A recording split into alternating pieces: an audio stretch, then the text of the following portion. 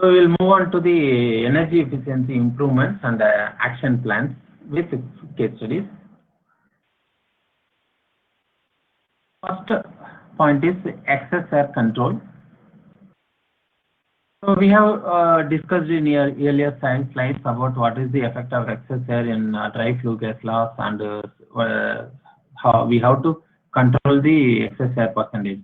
So how to control one, we have discussed that by adjusting a FD fan damper, but that will not have a permanent solution because of various factors like fuel consumption may increase or reduce, as well as the fuel properties also can vary, as well as the temperature of the air varies, so thereby the air volume required is to be varied. So we suggest to go for an oxygen trim control. This is one of the control mechanism,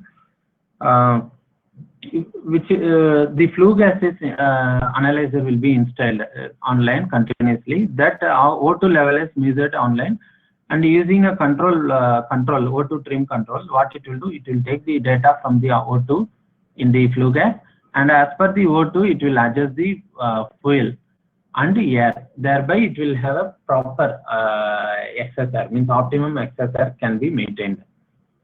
And another control is a cross-limiting combustion control. This is also on another control, nothing but it also take the flue gas analyzer data, air flow and fuel flow will be controlled more precisely, because what it will do, it will not allow the burner to go into incomplete combustion, means lack of oxygen will not be there. It will maintain a proper mixture, thereby we can have a optimum excess air control. As 1% reduction in excess air will have a 0.5% increase in efficiency. What are the factors affecting the O2 trim? Is burner design, fuel selection, and load swing. These are the factors which will affect the excess air levels and oxygen in flue gas.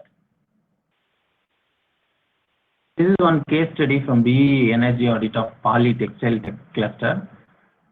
They have the cluster was using boilers of various sizes from 1 to 4 TPS. Fuel was residual pet coke from Reliance Industries. They have installed O2 trim control. Thereby, if you see, initially the O2 level was 15%, but after that they could achieve a O2 of 8%, means a reduction in the excess air. So excess air supply was 61. Initially it was 250%. After that, after the implementation of control, only 61%. Thereby, they could achieve a fuel of saving of 13 kg per hour. Total investment was 3 lakhs and the payback was 5 months. And this is another, because if you reduce the excess air, another savings are like FD fan load will come down. FD as well as ID fan loading will come down.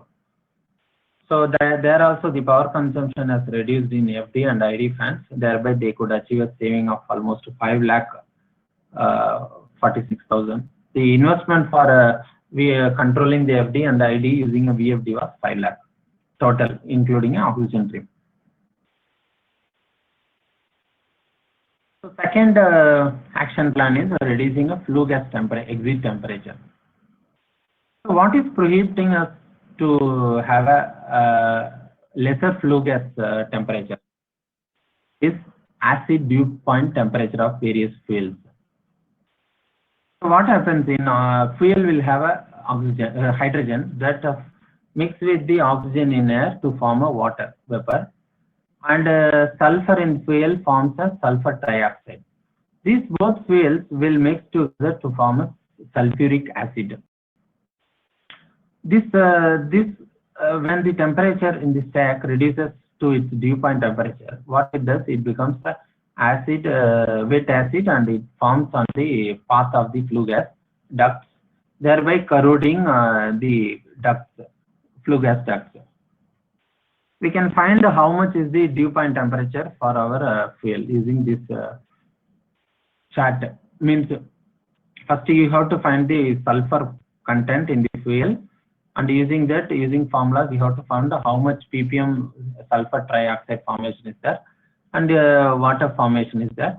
Using this stat, we can find. For example, if sulfur trioxide is 100 ppm in my fuel, and let's say it is hydrogen is 12.5%, then the point will be like here, like means 162 degrees Celsius is the dew point temperature. We should not come near to 162 in the flue gas temperature. So this is the limiting factor.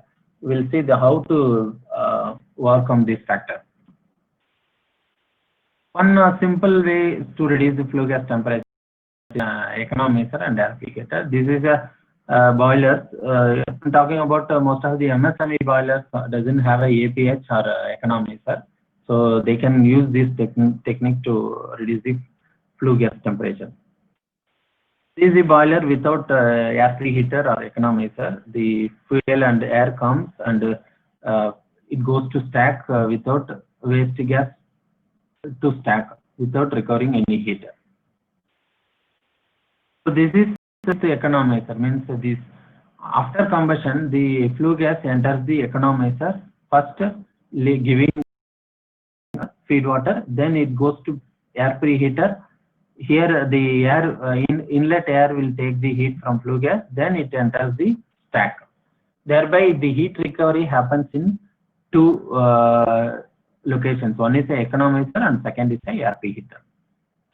Thereby the feed water boiler feed water temperature also will be increased, as well as the air temperature. This air temperature also will be increased. You see that if you increase the feed water temperature by 6 degrees Celsius using an economizer, the fuel consumption will come down by 1%. Second is if inlet temperature increases by 21 degrees Celsius, the flue gas fuel consumption will reduce by 1%. As per the BE audit report, if the boiler stack temperature is of 240 degrees Celsius, boiler feed pump feed water can be raised to 80 degrees Celsius, and the air temperature can be raised to 100 degrees Celsius. This is the case study from energy audit of BE, textile cluster poly.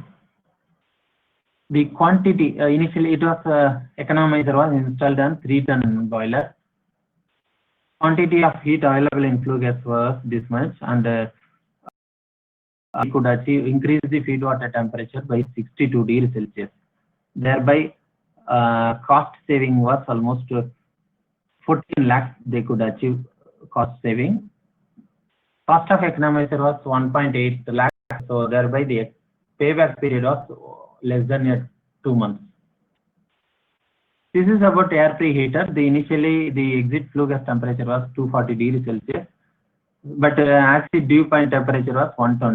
So they tried to reduce the extract heat from flue gas so that the temperature should come down to 120, near to 120. They used the air preheater for that. The annual fuel savings achieved was 53,000 they have achieved, cost of almost 2.6 lakhs they could achieve. Payback was less than 9 months. This is that case study which we have discussed. This is the air preheater installed at Simantar Fabtex Limited, Poly. There is a YouTube video also regarding explaining how the technique works and what it is. We can go through after this when you are free. So second option is that we have reduced the flue gas temperature using economizer and condenser, economizer and air preheater to certain point, but we cannot reduce beyond its acid dew point temperature. So for that we can consider installing a condensing economizer. This is not famous among the industries, but it has come up in foreign countries, and so as in India also. In Pune, a few of the industries have installed. What happens? The technology is like this: the exit flue gas temperature. If you see, this is the highest exit flue gas temperature, and it is if you recover the heat, the temperature starts reducing. The vertical axis is boiler efficiency. The red line is a sensible heat transfer only, means heat transfer which happens in the APH and economizer. This red line it has very little impact on the efficiency improvement. But when you start recovering the latent heat, means the moisture formation, the moisture vapor in the flue gas, how the water converts to vapor by absorbing a latent heat of vaporization. If you start recovering that latent heat, the efficiency will have a huge improvement. You see, from 87 it reaches to 95% approximately. So this is where the sensible and latent heat transfer happens at condensing economizer. If you see, hydrogen and oxygen forms H2O, particularly natural gas which has a high hydrogen. 1 kg of natural gas will give 2.2 kg of hydrogen, water vapor, by consuming a 17% of the supplied natural gas volume. If you supply 100 meter cube of natural gas to a furnace, almost 17 meter cube of natural gas is consumed for its converting from water to water vapor. So that we have to recover back using economizer. This is one case study about the implementation, like natural gas and air enters the boiler.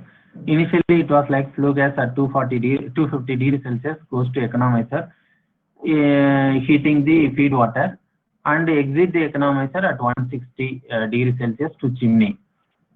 So they didn't want to reduce further because of acid dew point temperatures. So after that they installed a condensing economizer where they could use the water, normal water at 25 degrees Celsius for heating to 65 degrees Celsius. Here they have extracted the latent heat of vaporization in the flue gas. So that the flue gas at 65 degrees Celsius, it will go to the chimney.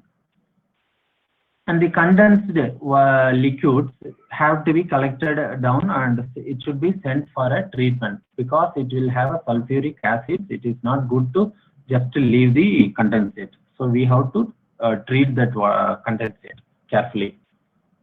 The material selection of this condensing economizer shall be as per the fuel composition,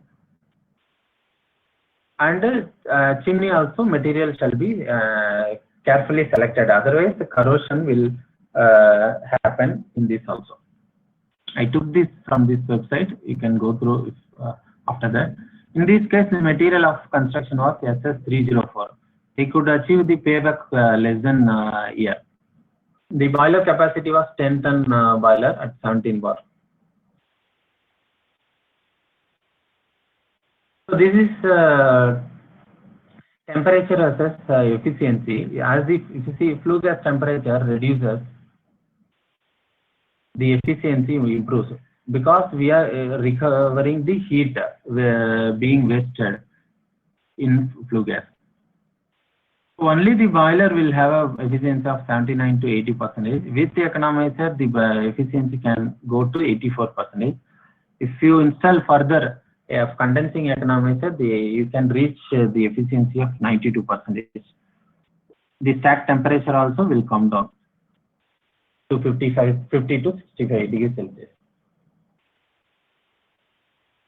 So third loss is about APH leakage loss.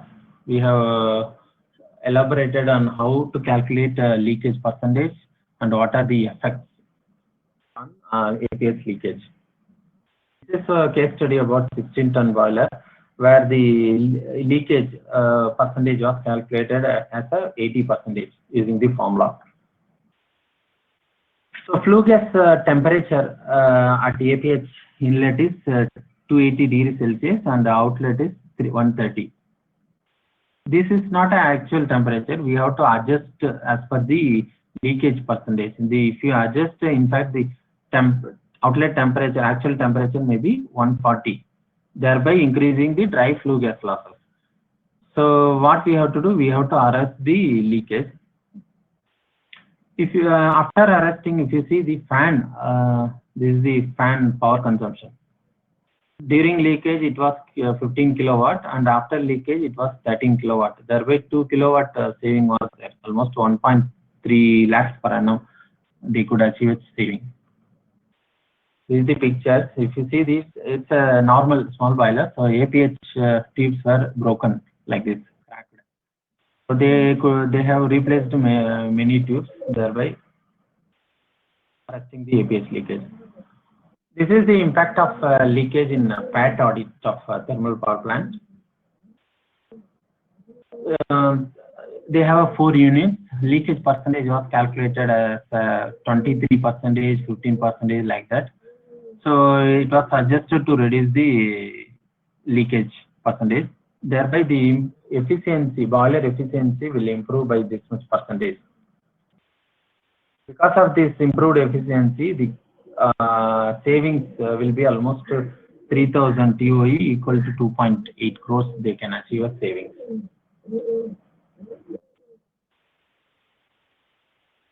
So fourth point is removing the unnecessary pressure drops. We have to go through the steam lines and pumping systems and find that is there any unnecessary pressure drops exist in the system. This is one case study. One is that drum level, boiler drum level control by BFP scoop or VFD. In big power plants of 210 megawatt, BFP scoop was used. In small plants, they use a VFD. Both can be used to control a drum level. Normally, during one of the audits, what happened was we observed that this is a schematic diagram. After BFP, the water, feed water goes to economizer through HP heaters, and then it goes to boiler drum. The drum level is maintained by the scoop by adjusting the scoop. In addition to that, the pressure is maintained by the there is a field control station is there.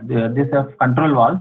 This will be adjusted so that the drum level and flow will be maintained. But it is not necessary. We can open these valves. These valves will create unnecessary pressure drops.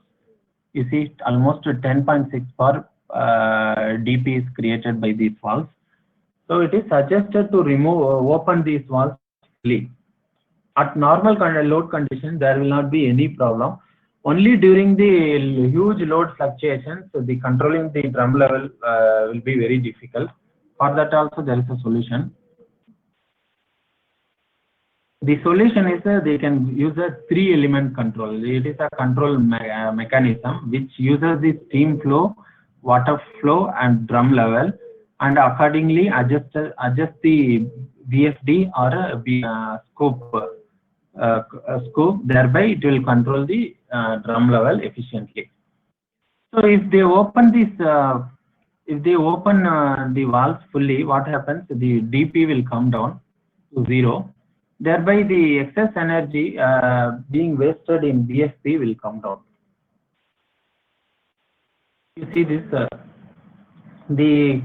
each BFP of both the units can have a saving of almost 170 kilowatt, which will have a yearly saving of almost 72 lakhs per annum can be saved.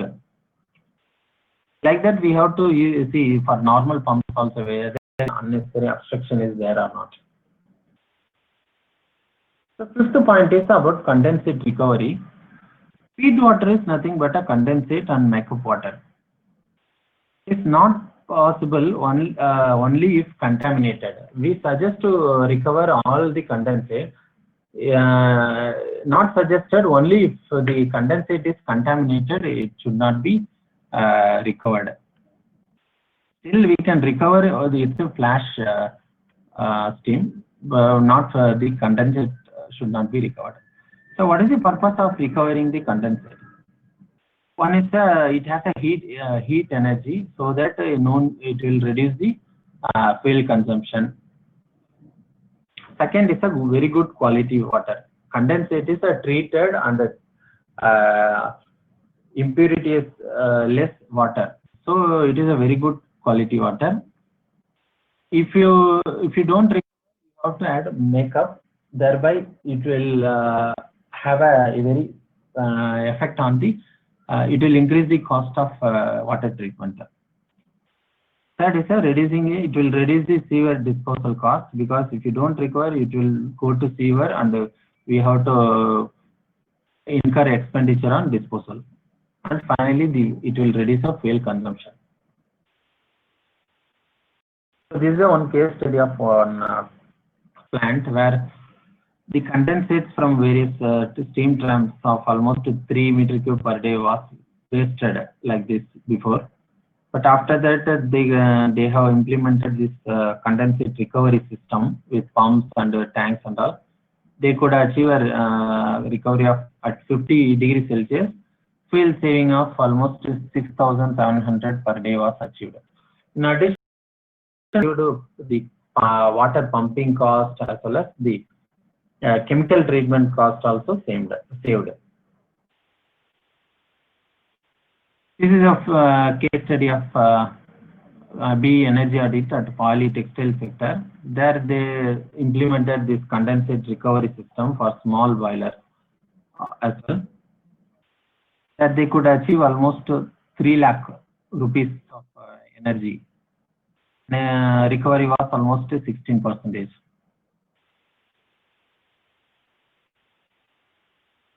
Sixth point is about flash steam recovery.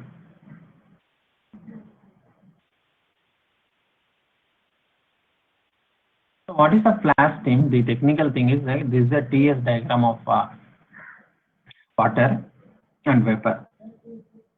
What happens? Water, if you start inputting the heat, the temperature will increase to at constant pressure. I am talking about, and this is a saturation liquid point. After that, the further addition of heat will make the water starts boiling at 100 degrees Celsius.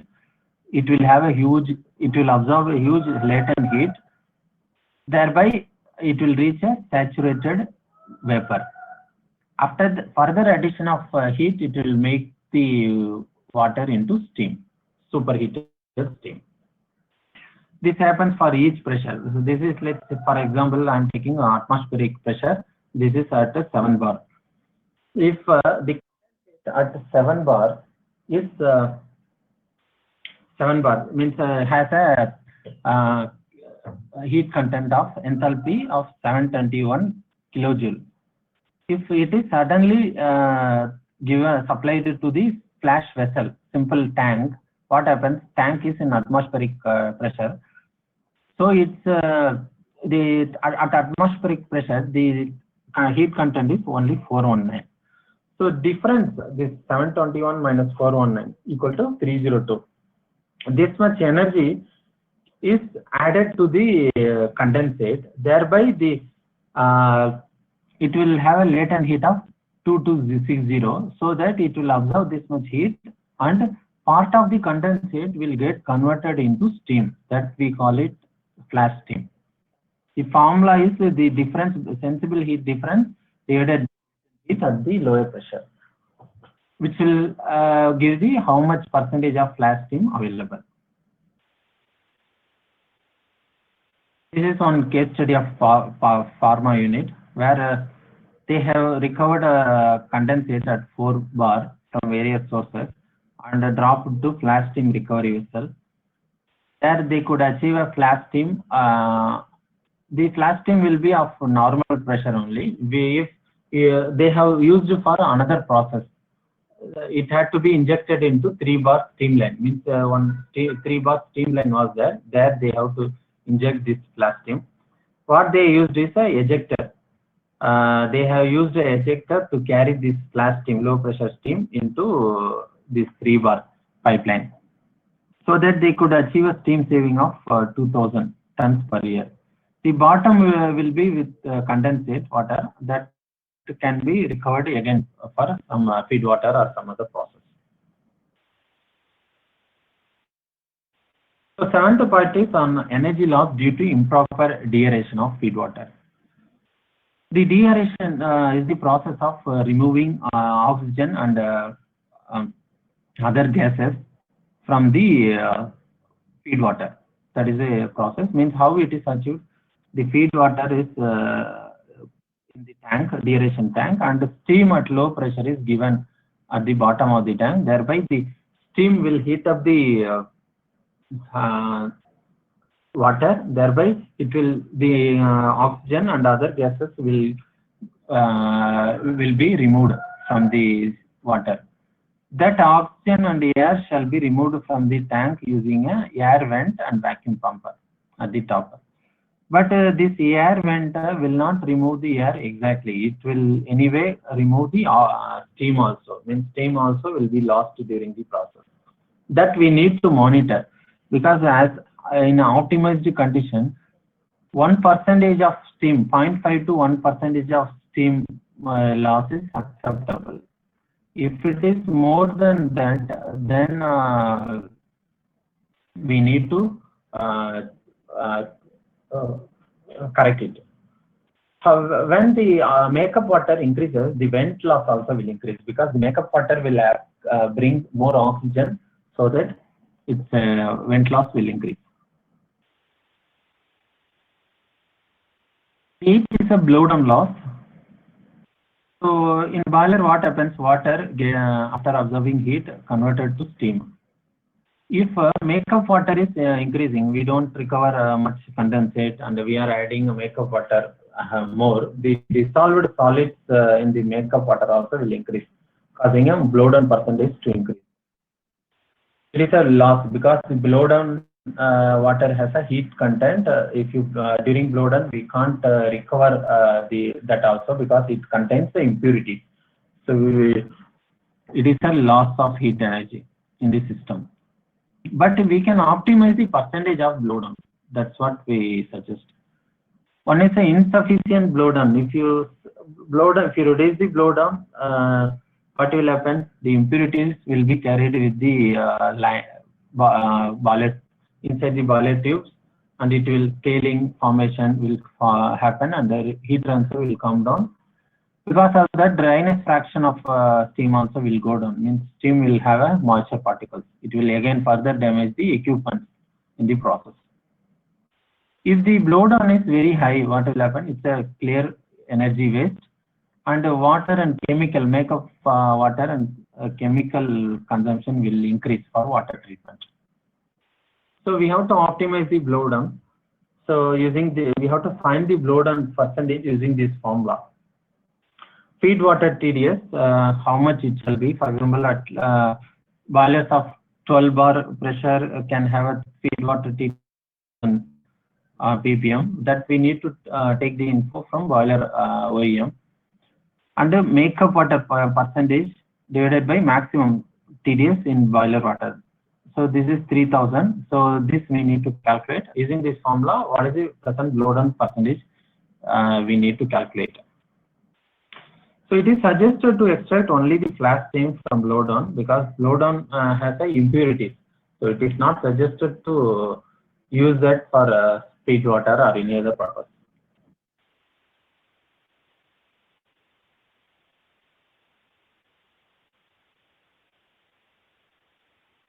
So this is the methods of blow down. What happens? Blow down happens from the boiler drum bottom as well as from the middle. The bottom blow down purpose is to remove the corrosion particles and mud like this impurities. The middle blow down is to remove the dissolved suspended solids. If it is not removed, it will carry over to the lines, and it will corrode, and heat exchanger falling also will happen. So it is suggested to use the automatic blow down control system. So what it will do, it will keep on monitoring the TDS levels of the boiler water, and it will accordingly, as per the requirement, it will blow down the water. So it will reduce the boiler losses by 0.5%. So ninth is a steam trap losses. Approximately 20% of the steam leaving a boiler is lost via leaking traps.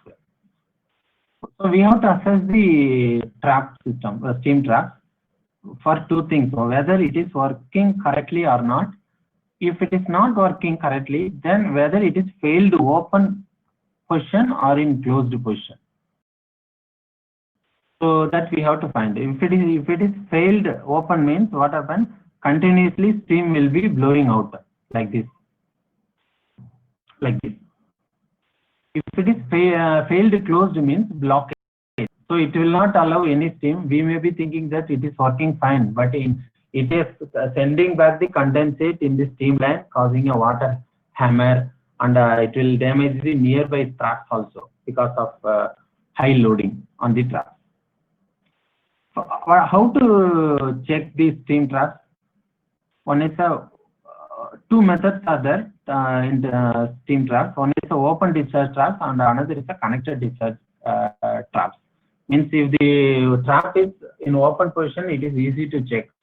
If it is connected with some other line, means condensate recovery or anything, then it is a little bit tedious to check the performance of the trap. If it is open, you see these two pictures. The steam is coming out continuously, and this here the little bit steam. This is a flash steam. It happens because of the condensate coming out at low pressure, from high pressure to low pressure. So if you see the both traps, we can easily find that this is a leaking trap, means failed in open position. This is a normally working steam trap. So if it is a closed connected discharge trap, what are the methods? One is a visual check of its glass. Second is using a sound checking, and third is a temperature assessment. It's a visual check of the trap. The trap will have a glass. We have to see the glass. This also will have a problem. After some years, the visibility also goes down. The problems will be there, but just I'm telling how to check. If you see, the water level will be like this, means just above the baffle. It means that the trap is working fine. You see this picture. See, almost steam is filled heavily. Condensate is very at the very bottom. This is called blowing. Means high steam flow has caused the leaking trap, so that the steam is going outside continuously. Thereby, steam is filled in the glass. And third is this status, like a condensate is fully blocked. It means that failed closed, means the trap is in blocked condition. Thereby, condensate is filled in the trap. Thereby, it is not allowing a discharge. So another method is listening to the sonic and ultrasonic sounds of the fluid flow using a stethoscope. That we can, that also will find the damaged traps.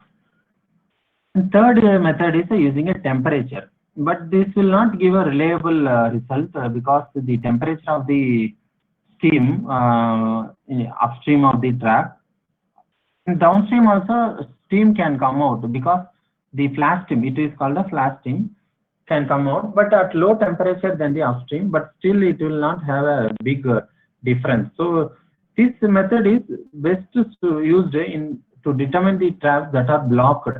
If the trap is blocked, what happens? The upstream will have a condensate, the downstream temperature will be very low. So means because nothing is coming out of the trap. So that in that case we can use this temperature method, not in case of a leaking steam.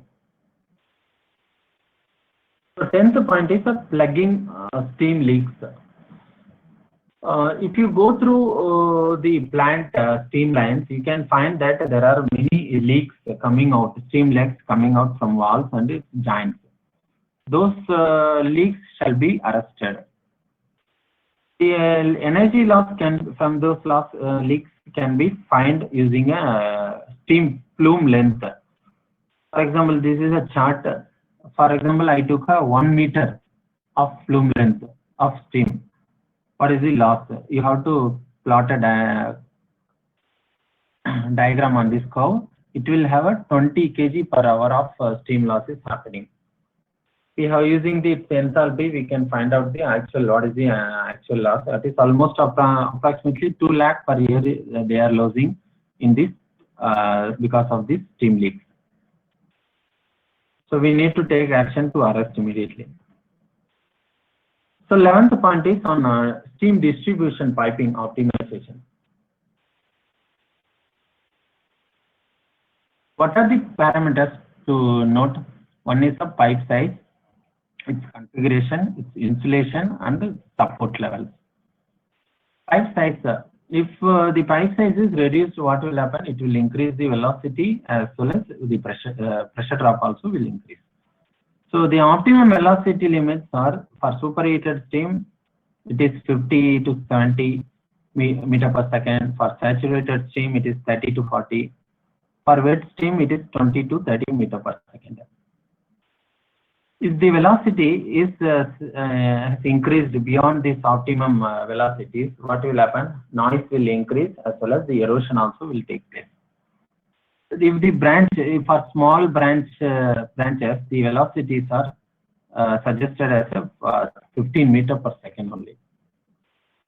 Using this formula, we can find out what is the diameter required, whether the diameter is enough for that flow or not. Flow, we have the flow of the steam. Length we have, and P2 is the initial pressure and final pressure. So we have all the data. The length shall be adjusted after taking the consideration of its fittings pressure loss. So using this formula, we can calculate the diameter, whether the pipe diameter is optimum or not. So in steam piping, if the oversized diameter, it means what happens? High capital cost is very high, and its maintenance cost also high. Insulation cost and the surface heat loss cost also will increase. If the pipe size is low, it will have a high pressure drop, and pumping energy will be more, and the leakage rate also will increase if any leakage. So as well as in piping, what we have to do, we have to isolate the redundant steam carrying pipe system. Suppose if any process is isolated long ago, but the steam line will be there at till this point as usual, steam will be supplied in this pipeline continuously. It should not be like that. We have to isolate this pipeline as far as the heat loss and radiation loss can come down. And fixing the steam leaks, which we have discussed, and monitor and quantify the steam process. We have discussed in tool 1, like a steam balancing diagram will help us find which process consumes more energy, and the losses also we can find out. In optimum case, we have to install a drain legs at 30 to 45 meters to drain the condensate, because if steam line carries the condensate, what it will happen? The velocity of steam, let's say 50 meter cube per 50 meter per second. The water particles, if it is there, what it will do? It will also in the same velocity, and it will go like a bullet. That water particles, what it will do? It will damage the valve stems. So if you see in steam lines, most of the valve stems will be leaking from this point. That is because we may be thinking that the valve is faulty or like that, but in actual case, what happens is a steam line. Steam line has a water particle. That particles was hitting continuously on the spindle of the valve. Thereby, the gland, everything gets damaged and the leakage starts. So finally, so to remove these water particles, we have to use a moisture separator, or we can go for this drain legs as per standard. Finally, the pipe slope. Pipe slope shall be more than 125 mm for every 30 meters. So it will also remove the condensate.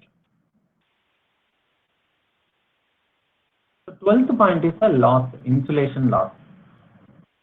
So we should have a proper insulation on boiler as well as the steam pipeline. We measure the insulation loss using the thermal imager. It works on the principle of the anything which is above the absolute temperature will emit with electromagnetic radiation. So that radiation, that camera catches that radiation picture and it gives the temperature also. This is the sample picture of the thermal imaging of some of the audits. You can see the high red portion is means high, very hot temperature, means insulation loss is there, and because of that, it temperature of the surface is very hot.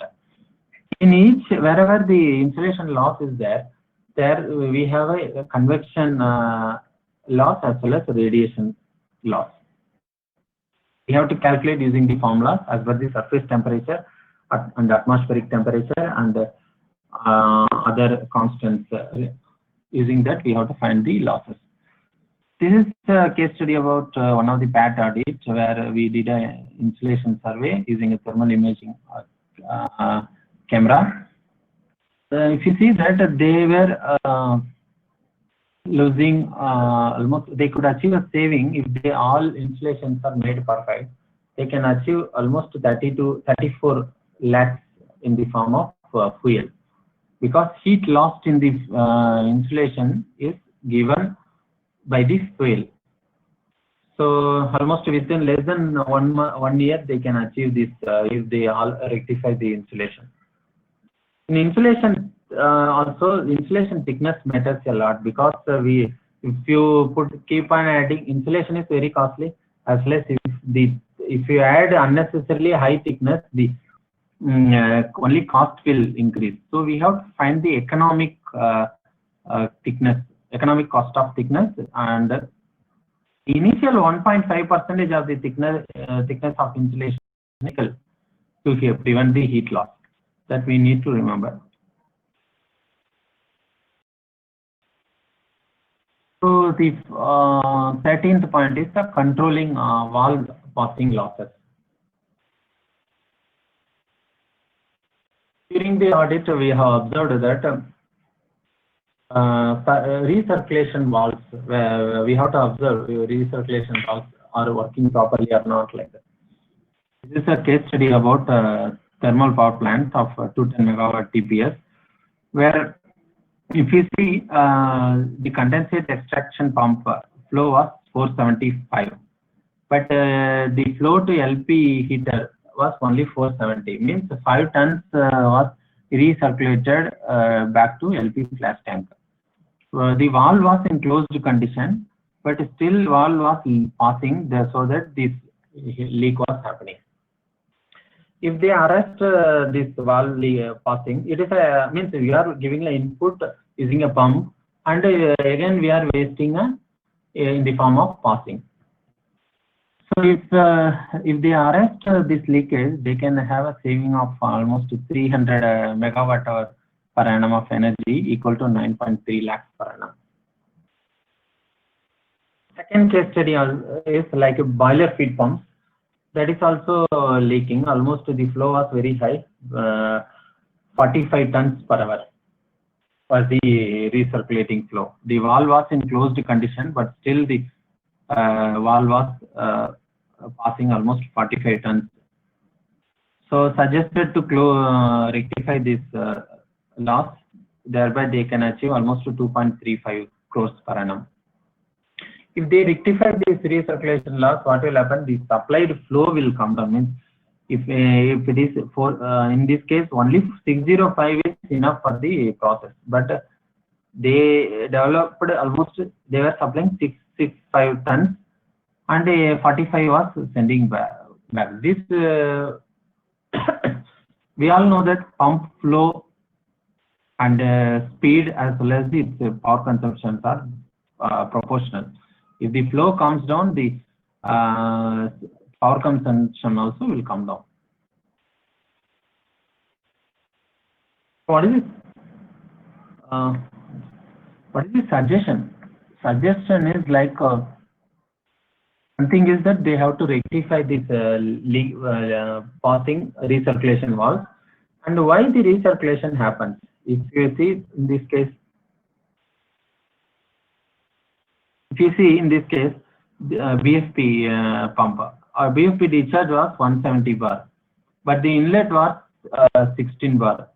So this is a recirculation valve. This side it has a very high pressure of 170. This side it is 16 bar only. So the pressure drop is very high. This causes over the high pressure drop damages this valve and causing a passing during normal operation. So it is suggested they can consider the drag valves instead of normal flow control valves for this recirculation valves. Means in drag valves, what happens? The steam or water, whatever it may be, the pressure drop happens in various stages, small, 20% only maximum. So this prevents the loss getting damaged easily, as well as works for many years. So 14th option is on-off losses. So if you see in normal MSME units and rice mills and small boilers, 1 to 3 ton boilers were used for their process steam. You see, they have a set point, like the steam pressure at 7.5, the boiler will go off. At 6.5, again it will start. So not only the boiler, burner will go off, as well as the other FD fan, all fans, the FD fan, PA fan, ID fan, everything will go off. When the 6.5 pressure bar pressure reached, again everything will start. This frequent on-off cycles will destabilize the combustion, and the starting will consume a high amount of energy. This is a loss in the system. So what is the solution? Solution is they can optimize the feeding rate as per the steam consumption, as well as they can reduce this bandwidth. Means it shall be reduced so that it will not go on off frequently. Or a suitable burner control also will have a very good effect on this loss. So fifth suggestion is like fuel switching. So whenever we find that some new fuel have come up, for example, in fuel states, GAIL India Limited has come up with natural gas. They can so the industries they were using LDO or HFO or other fuels, they can switch to natural gas. Like that, we have to think of the economics of the fuels, and they have to switch to the best fuel. It is one case study about a 210 megawatt thermal power plant where they have used HFO for starting, as well as for supplementary as a supplementary fuel with coal. It was suggested to replace HFO with LDO because HFO was consuming an auxiliary steam to maintain its viscosity. The auxiliary steam was continuously given to HFO to maintain its temperature and viscosity. So if we use LDO, this auxiliary steam consumption will go down drastically. This is a sample calculation. They were using almost 5 TPH of steam, auxiliary steam, continuously at the enthalpy of 3000 kg per kilojoule per kg. So this auxiliary steam consumption will go down if they go for a LDO. As well as other churning pumps also they were using, that also can be switched off if they use LDO. So using this fuel switching, they can have a saving of almost 1.5 crores. The investment will be some 20 lakhs, thereby the payback will be less than 2 months. So almost I have come to the end of the presentation. Other energy conservation methods are like we have to provide a dry saturated steam process. This is the diagram of water. If you see, this is dry saturated steam line. It is always suggested to use this near to this point, because if you use superheated steam, it will give up its heat very slowly, so it will not have a very good heat transfer. As well as if you give a saturated steam, means normal saturated steam at this location, it will have a huge moisture content, it will damage the pipeline. So it is better to give a dry saturated steam, thereby latent heat will be used for indirect heating. It will have a good heat transfer properties. The 17th point is we have to go for a proper soot blowing. The automatic soot blowing systems are there, because if the proper soot blowing is not there, then furnace side will have a flagging problem. That flagging will reduce the heat transfer to the water, and it will have an effect on efficiency. And 18th is use steam at the optimum temperature. Optimum pressure also it is good, but it is not suggested to reduce the design pressure of the boiler.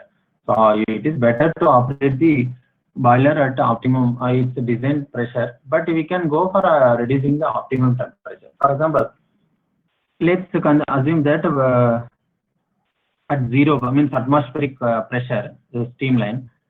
So one process I am giving a superheated steam at this temperature, but that temperature is not necessary for that process. We can reduce the temperature to this level. That is, this temperature reduction will have a very good saving on energy efficiency. And the 19th point is we should use a proper air venting. Means for 0.25 mm of thick air film is equal to almost 330 mm of thick copper valve. It will have a the heat transfer in the tubes. So it is suggested to go for automatic air vent for maintaining the air vent ppm levels. And the last point is switching to energy efficient equipment. We can consider switching the boilers because I have seen that most of the MSME units have a boilers, very old type of boilers with the efficiency of only 40%. But nowadays the boilers of almost 70% are available, so they can consider switching to this energy efficient boiler by replacing. And another is in power plants they can consider to replace steam ejectors with vacuum pumps for condenser vacuum maintenance. This also suggests this can be taken after evaluation.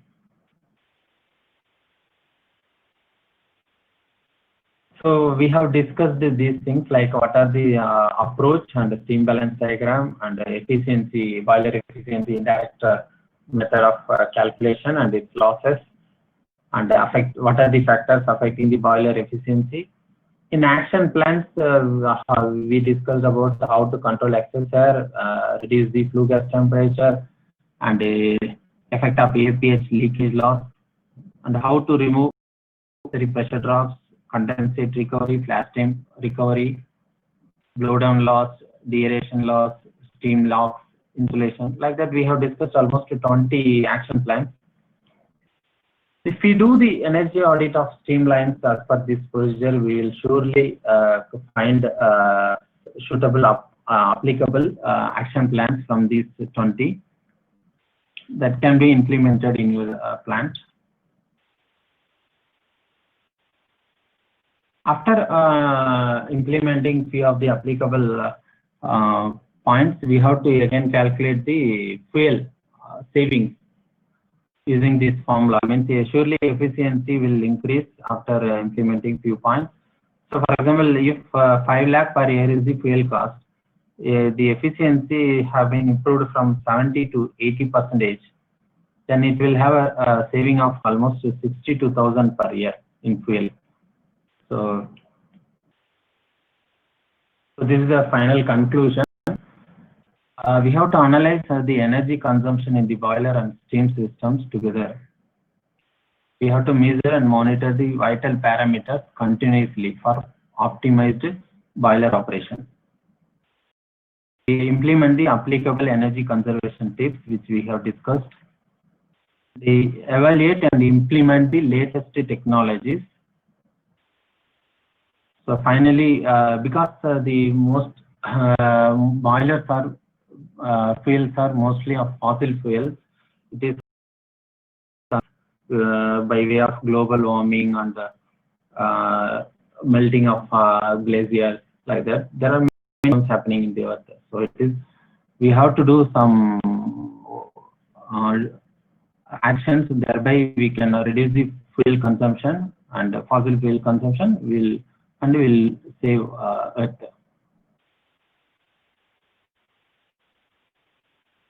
So thank you. This is my email ID. This is my both our email ID. This is my YouTube link. You can subscribe and watch more videos on energy conservation. Now we will discuss the question and answer. So we have posted in the chat also. 1 second. I will just read out, sir. No problem. Tell me. Okay. How CO2 percentage decreases after 100% theoretical airflow?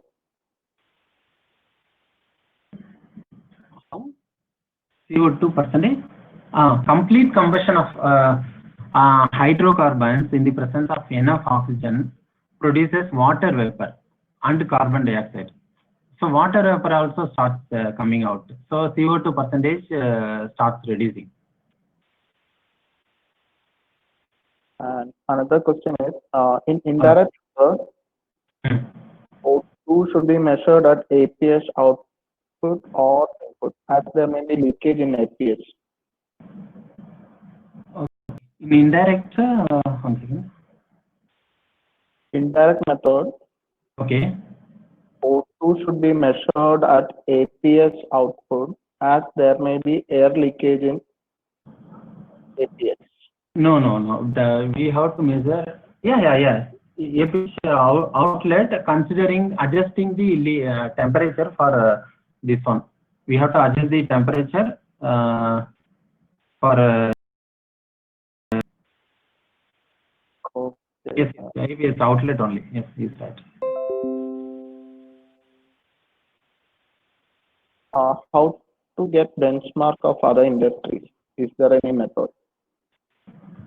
How to get benchmark? We can see the BE website. Otherwise, individual industry cluster also can do some few audits. So how to convert quantity into equivalent ton of oil equivalent? Yeah, that kilocal divided by 10 to the power of 7 will give a TOE. Getting? Yes, sir. I just look other.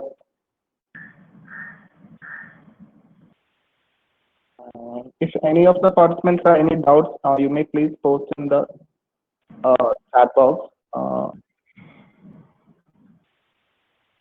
What should be CO2 percentage in output flue gas of baggage fired boiler? Baggage, huh? Yes, sir. That is a case to case basis. Now that I have to, optimum is asking us. Optimum, we have to find the oxygen. From that also we can convert to CO2. But my point is that we should not be thinking about CO2 in flue gas for finding excess air.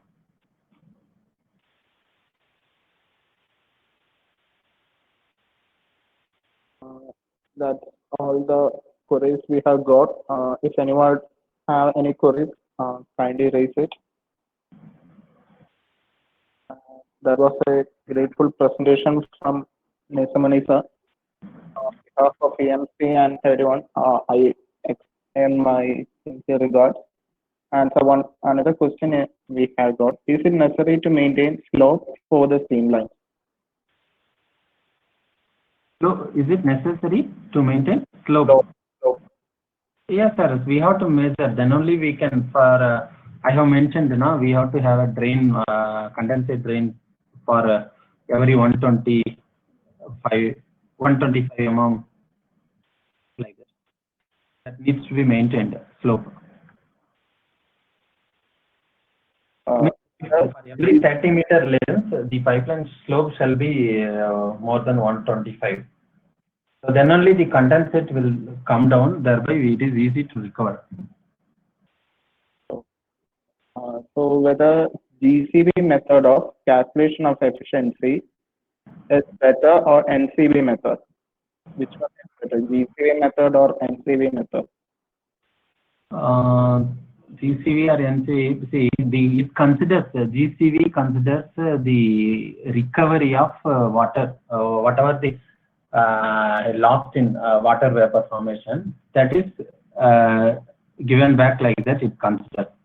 But NCV doesn't consider that. Instead of thinking about which is better, we have to refer our the OEM, what he has, as per his calculation of boiler efficiency, what he has considered. Then only whatever we calculate, that we can compare with the design efficiency, so that we can know the deviation. What happens? If we calculate in GCV basis, we will get some percentage. If the PG test values were calculated using an NCV basis, it will have some other percentage. Okay. So one more question is there. Which is the quality of steam? What is the quality of steam should be in a tea drying process? What is the quality of steam? What is the quality of steam? Okay. Sir, actually, quality of steam in tea drying, whether it is a direct heating or indirect heating. If it is a direct heating, it is better to go for a superheated steam. How much superheat possible is best for direct heating. If it is a indirect heating, then dry saturated steam is good. Yes, there is another question. Is there any way? Is there any practical simple method to measure the direct steam injection quantity to heat water in a tank, other than using the formula?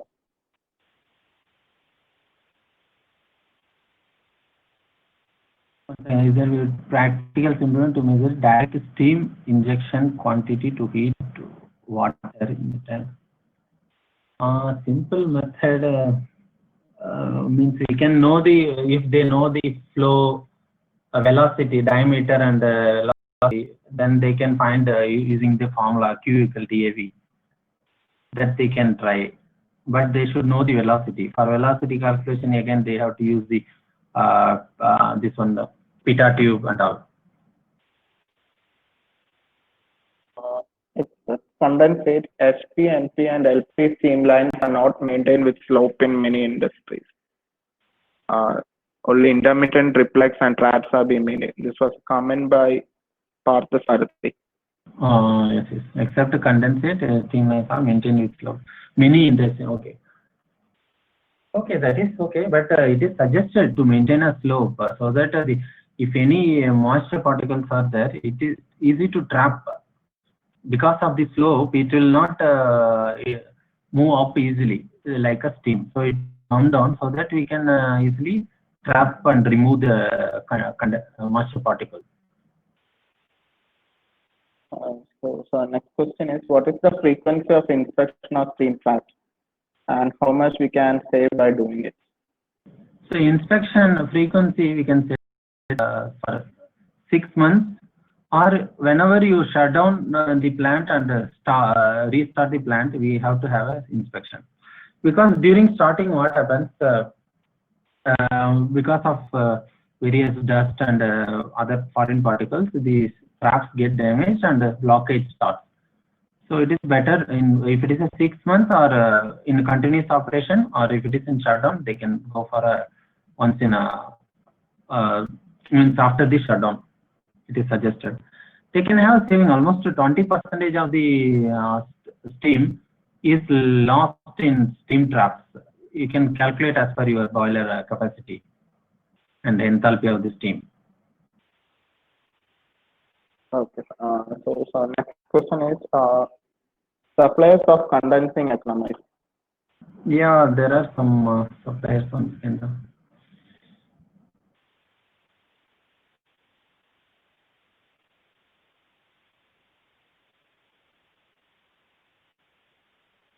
Yeah, TSPL, one company. What they have done is that they have at a Transparent Energy Systems Private Limited. It's a company. They have a compact boiler of various sizes. The boiler itself includes this condensate, so it comes as a package as well. They claim that the NCV basis efficiency is almost 100%. Means because the flue gas temperature at 45 degrees Celsius, almost equal to atmospheric temperature. So they could achieve that recovering all wasted heat. They can have an evaluation. But one thing, please keep in mind that the material of construction of economizer, condensing economizer, shall be selected as per the this condensate flue gas quality. So that we have to keep in mind, sir. So next question: what is the optimum load level of boiler for better? Whether the optimum load level is same for all boilers? For small boilers, it is two-third of.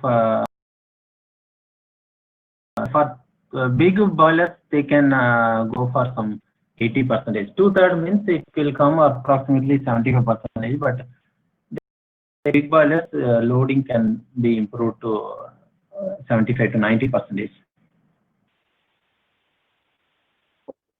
What will happen in efficiency if we decrease 10 degrees Celsius of reheater? Reheater means he's talking about hot reheat, I think. Yes, surely it will have a effect on heat rate. But for that, they have to refer their PG test graphs. During commissioning, what happens? The supplier of the boiler system does a PG test, and for each deviation in design parameters, he will mention what is the effect on heat rate. That they have to refer. But it will surely affect the efficiency, no doubt. What are all the basic devices to be used to check the efficiency and steam quality and steam loss in a boiler? Basic devices to be used for checking the efficiency. For devices means, say for boiler efficiency, we need a flue gas analyzer to measure the O2 level and flue gas temperature. From that, the calculation starts. And other than that, we need a RH value. RH value, relative humidity of the air at that location, and thermal meters for calculating the temperatures. These are the instruments we use normally. For steam quality, he is talking about the dryness fraction. Actually, in fact, in India, we can say that only one party has claimed that they have an instrument for calculating the dryness fraction. But that too is not means that is also a evaluation basis. Means it will use a formula. It will not give a exact dryness percentage. But the dryness can be approximately calculated using its steam pressure and temperature. If you see the steam tables, it will give a dryness fraction. Next question is: do we have any portable flow measurement devices for measuring the steam flow in live steam line? Portable means no, we don't have. Actually, normally USM flow meter can be used only for this one fluid flow, means water flows. For gas flows, there will be some orifice meter and can be used for gas, but using a pressure drops, it will find the flow of steam. But a portable means portable orifice meter I have not aware of. We have to install the orifice meter in the pipeline. Name of for next question is name of some good suppliers for measuring steam quantity or outlets from the boiler. I think I suggest that he can mail me so that I'll reply back. Okay, sir. One more question. What is the minimum temperature of wastewater goes to ETP? Can be saved using heat exchanger. It is not suggested to use a heat exchanger in wastewater because wastewater will have impurities. Initially it will have a very good heat transfer properties. If you install a new heat transfer, after the while what happens, the impurities will form a scale on the surfaces, thereby the heat transfer will go down. So you will not get much heat transfer, and the payback period will not be period will increase. So it is not suggested to use a heat transfer. If the condensate temperature is very good, they can put it in flash vessel and they can recover a flash steam, because steam will always be a pure condition. That steam can be used in some other process. I thank EMC for giving this opportunity, and thank you all for spending your valuable time with me today.